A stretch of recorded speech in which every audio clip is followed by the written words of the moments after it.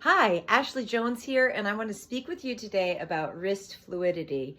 I've had several students ask about it, and so I've devised a number of different exercises that can be helpful just to foster that development of the wrist guiding you up and the elbow guiding you down, which is so important. The more I play, the more I realize it is the bow that makes all the sound on the violin.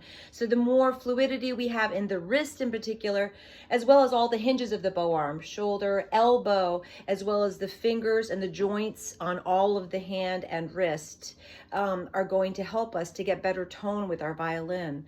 So the first thing I want to start with really is the bow hold itself. So I want to just run through it real quick. First finger hooked, pinky up on top, ring and middle finger covering that eye on the frog, and then thumb bent on the bottom. This is very important to foster good motion and range of motion in that wrist. So there are a few exercises that you can do on its own, lifting up and relaxing, lifting up and relaxing, lifting up and relaxing, lifting up and relaxing. This can be good as an exercise just to get comfortable with the range of motion in the hand, although it is really the wrist that we want to focus on today. So I'm going to show you a few things just in getting set up. So we have our violin up and over to the left. We're going to helicopter the bow to the E string. Say we'll seesaw over to the A. So notice that my elbow is anchored. It's not lifted up like this. It's anchored straight down, and I almost look like a praying mantis. I had a student say that once. You don't want to feel closed in here, but you really want to get a nice anchor on that elbow, and you want to check to see what time it is, as though you're wearing a watch. So we're going to helicopter the A string, and we're going to let our elbow guide us down, and then we're going to let our wrist guide us up. So we're going to run through this real quick, keeping the stick over the hair. We don't want to run this way or this way. We're getting the best tonal quality driving on the highway between the fingerboard and the bridge here. So stick over the hair. Let's draw down on the bow, see if we can do that a little bit. You can watch what I'm doing as I'm doing it. So I'm going to draw down with the elbow. And I'm going to, just to show you a little bit of what I'm doing, as I get to the longer reaches, letting the wrist bend down a little bit. As I draw up, I'm letting my wrist guide me up. I want to keep the bow on the strings. And again, draw down. And then draw up, letting the wrist guide us up. And draw down. And let the wrist guide us up. And draw down, elbow guiding us down, heavy elbow, and wrist guiding us up.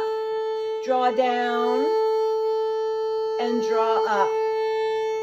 Now I want to show you an exercise. I'm going to revert back to the beginning stages of Suzuki because I am a Suzuki teacher. I was trained in the Suzuki method, and I believe there's much that can be found there. So one of our first variations is in fact strawberry blueberry. So we're going to have a long bow, straw, and then a little bow, berry, blue, berry. So we may be retraining ourselves with our bow hold as well as the usage of our bow arm. So these are helpful exercises to do that. So we can draw down, up, down, up, down, up. See how the elbow is guiding me down? My wrist is really guiding me up.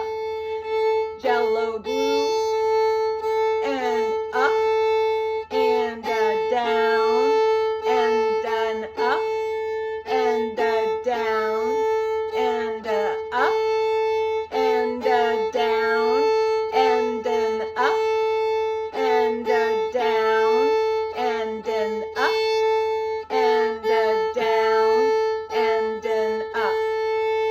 So really watching the fluidity in that hand, light, gentle touch. We don't want any tension in that hand.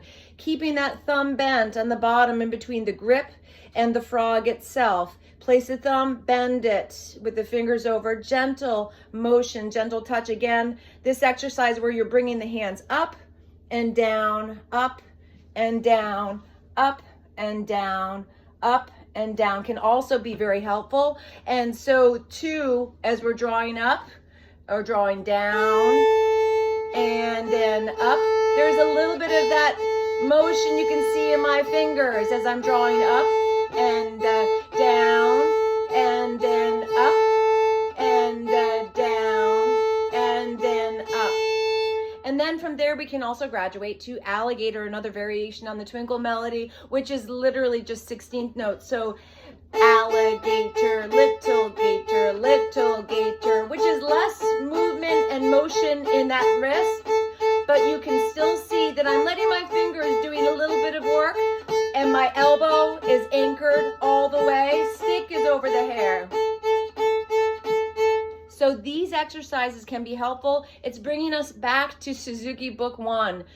Play through your variations on the twinkle melody with the sole focus only being of the fluidity of the bow hand wrist. Simply do that. Focus on one thing at a time. Don't focus on 100 different things. I wouldn't recommend that you're working on one of your Vivaldi pieces and trying to work on wrist fluidity. I would focus on something more simple as a means of doing this. I hope this helps. Enjoy.